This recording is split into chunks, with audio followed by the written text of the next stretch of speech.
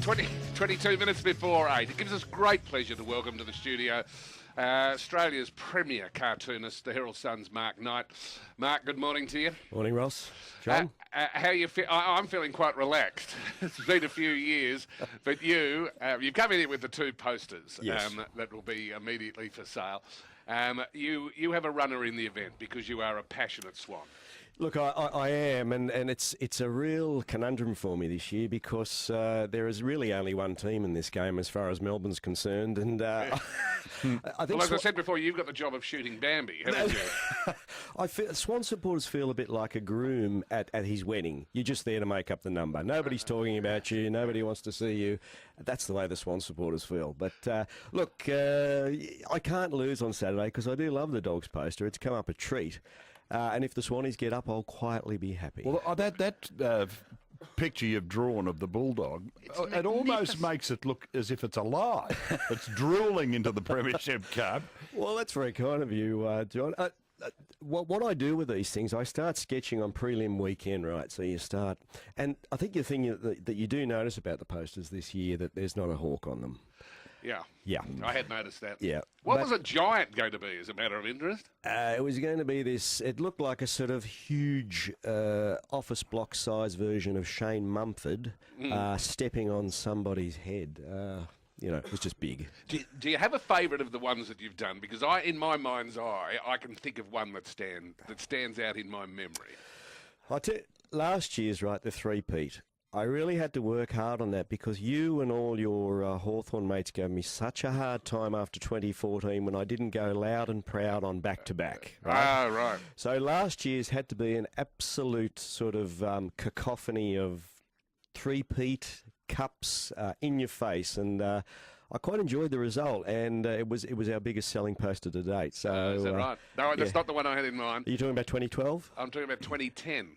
Of course, the Maggies. Yeah. The magpie with a sleeve tattoo. Well, that's one that stands out in my memory. That was difficult because when we ran that by the AFL, I did the magpie with the sleeve because Swanee was the star with his tattoos, and the AFL said, "Oh no, you can't have a tattooed player on the premiership poster." I said, "Have you had a look at Collingwood?"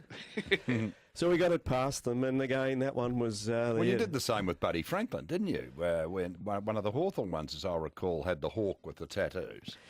He didn't have a tat. I don't think I did the tats on him, but I did the body of the hawk was Buddy. Buddy's body language. You know, the little hips, the swivel, the big shoulders, the way he takes off. That you are now completely in love with, yes? Yes. I'm trying to keep a lid on it. Do you have one particular cartoon from the newspaper that sticks in your memory? Because, of course, there's one that I think of. I mean, your work's fantastic. But you talking politics? I'm talking crime.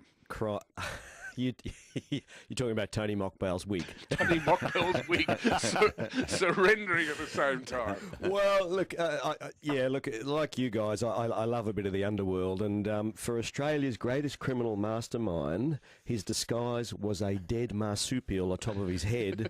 I thought that was pretty amazing. There's a famous newspaper headline from an election, I'm going to say 1952, where Harry Truman is holding up the front page of the newspaper that says, "Dewey beats Truman." Right. And that would be a collector's item, the one that got it wrong. Yes. Can you buy the losing one? Look, a few do fall off the back of a truck on their way to the shredders. They get destroyed. They get destroyed, but there are a few floating around, and if you look on any of those sporting merchandising sites, they have a good premium on them. So if it's a close game, which we fully expect it to be, when they fall off the truck, by the way, at your house or something. You've got to. Let's say it's a close game. I can't go there. And these things have to be on sale. The logistics of this fascinate me.